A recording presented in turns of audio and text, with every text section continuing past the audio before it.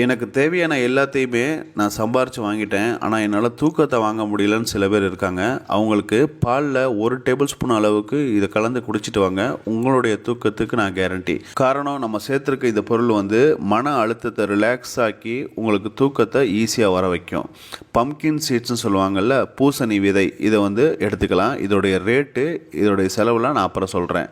அடுத்ததாக பார்த்தீங்கன்னா 50 gram pumpkin விதை எடுத்திருக்கேன். அடுத்ததாக 50 கிராம் அளவுக்கு நான் பாதாம் எடுத்துக்கிட்டேன். பூசணி விதையும் பாதாம்லையும் அதிகமான ஃபைபர் கண்டென்ட் இருக்குது. அதனால தான் அது தூக்கத்தை ஈஸியாக நமக்கு கிடைக்குது.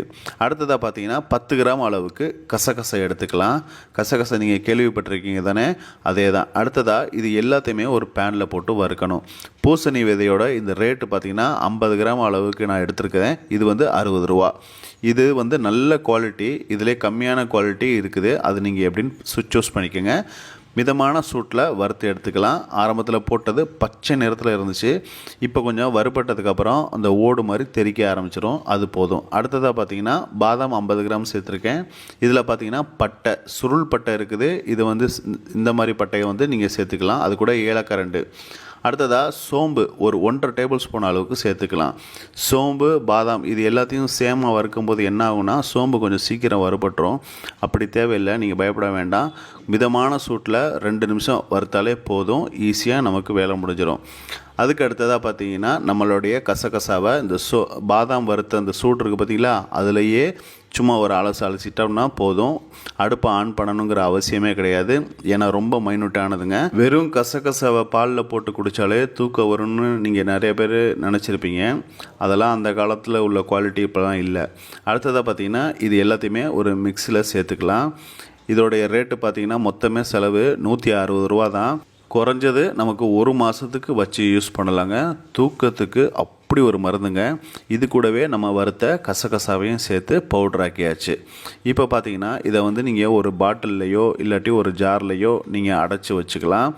நைட்டு தூங்குறதுக்கு 1 மணி நேரத்துக்கு முன்னாடி கொஞ்சம் வெதுவெதுப்பான பாலில் இதை 1 டேபிள் ஸ்பூன் அளவுக்கு சேர்த்துக்கிட்டிங்கன்னா தூக்கத்துக்கு சூப்பராக இருக்குங்க. இதில் நட்ஸ் வகை சேர்த்துருக்கோம். அதனால் அலர்ஜி இருக்கிறவங்க தவிர்த்துக்கலாம்.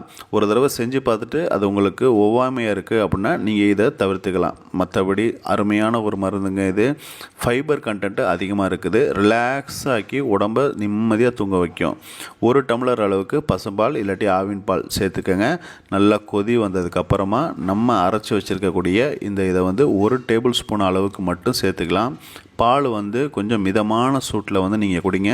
ரொம்ப ஆற விட்டும் குடிக்கக்கூடாது. நாங்களாம் நல்ல உழைப்பாளி, எங்களுக்கெல்லாம் ஆட்டோமேட்டிக்காக தூக்கம் வந்துடும் அப்படின்னா நீங்கள் கண்டிப்பாக இறைவனுக்கு நன்றி தாங்க சொல்லணும். தூக்கம் வராமல் இருக்கிறவங்களுக்கு இதை நீங்கள் கண்டிப்பாக யூஸ் பண்ணுங்கள். ஒரு நல்ல மருந்து.